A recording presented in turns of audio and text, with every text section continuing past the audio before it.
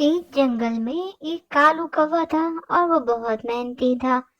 बहुत मेहनत से काम करता था। कबूतर उसका दोस्त था। वो उसे कहता था कि कालू तुम शादी क्यों नहीं कर लेते, अच्छे भले तुम हो और तुम इतना मेहनती हो।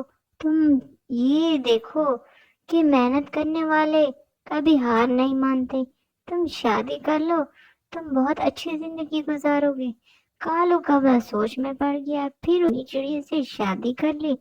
टोनी चिड़िया ने उसको टिफिन बना के दिया।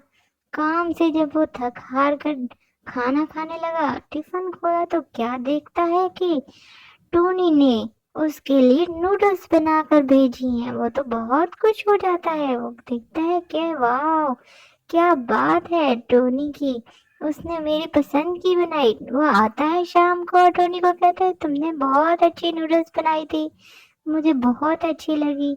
टोनी बहुत खुश होती है, कहती है अच्छा, तुम्हें नूडल्स बहुत अच्छी लगी, मुझे खुशी हुई ये बात सुनकर तुम्हारी। अगले दिन फिर कालू कौवा जाता है और वो कहता है कि मेरे लिए कुछ और अच्छा बनाओ। फिर देखता है कि क्या है टिफिन में। टिफिन में देखता है कि आज फिर से चिकन नूडल्स हो गई। ये क्या, अब रोज रोज मुझे नूडल्स खानी पड़ेंगी। मैंने तो सिर्फ बोला था कि मुझे अच्छी लगती हैं, अब रोज तो मैं नहीं खा सकता। फिर टोनी को बताना पड़ेगा कि रोज नूडल्स नहीं ला के दो मुझे।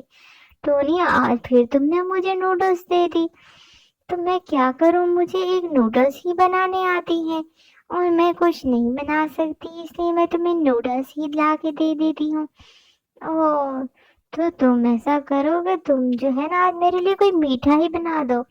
फिर कालू कौवा काम पे जाता है और जब काम से थक हार कर देखता है कि आज फिर मीठे में नूडल्स हैं, फिर वो घर वापस ले आता है। तो नहीं यार, तुमने मीठे में भी नूडल्स बना के रख दी, ये तुमने क्या कर दिया। मैं क्या करूं, और मुझे कुछ नहीं बनाया। मैंने इसलिए नूडल्स में चीनी डाल दी और वो मीठी हो गई, और मैं क्या बनाती। तो कालू कौवा बड़ा परेशान होता है कि ये क्या, उसने बिरयानी बना के खिलाई और कालू कौवा